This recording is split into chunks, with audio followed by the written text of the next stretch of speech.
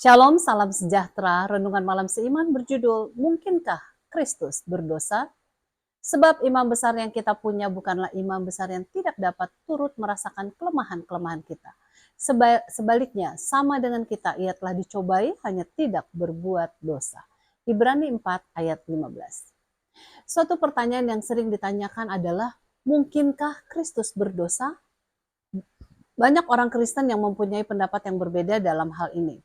Namun kita sependapat dengan Philip Scarf dalam bukunya The Person of Christ halaman 35 dan 36 yang mengatakan seandainya ia atau Kristus telah dibekali sejak awal dengan keadaan yang tanpa cacat yang mutlak atau dengan tidak adanya kemungkinan untuk berbuat dosa, maka ia tidak bisa menjadi manusia sejati atau model untuk kita teladani kekudusannya, sebab tindakannya dan bawaannya dalam menghadapi pencobaan merupakan pertunjukan yang semu.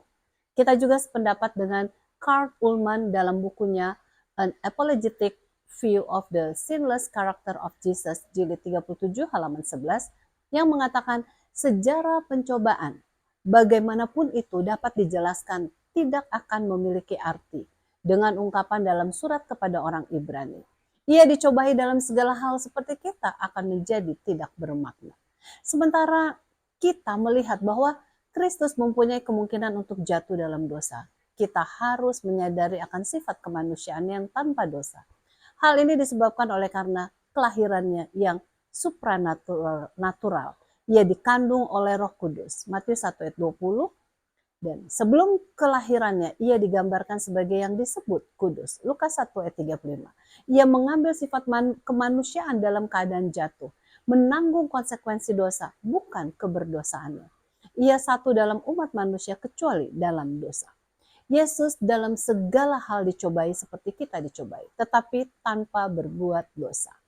Menjadi yang saleh tanpa salah, tanpa noda, yang terpisah dari orang-orang berdosa. Ibrani 4 ayat 15 dan Ibrani 7 ayat 26. Paulus menulis bahwa ia tidak mengenal dosa. 2 Korintus 5 ayat 21. Petrus bersaksi bahwa ia tidak berbuat dosa dan penipuan tidak ada dalam mulutnya. 1 Petrus 2 ayat 22. Dan membandingkannya dengan anak domba yang tidak bernoda. 1 Petrus 1 ayat 19. Kemudian kita baca 1 Yohanes 3 ayat 4-7 dikatakan, dan di dalam dia, kata Yohanes, tidak ada dosa.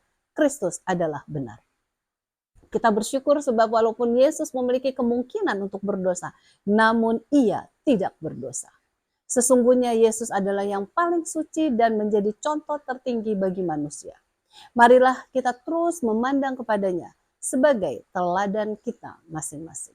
Kiranya Tuhan memberkati.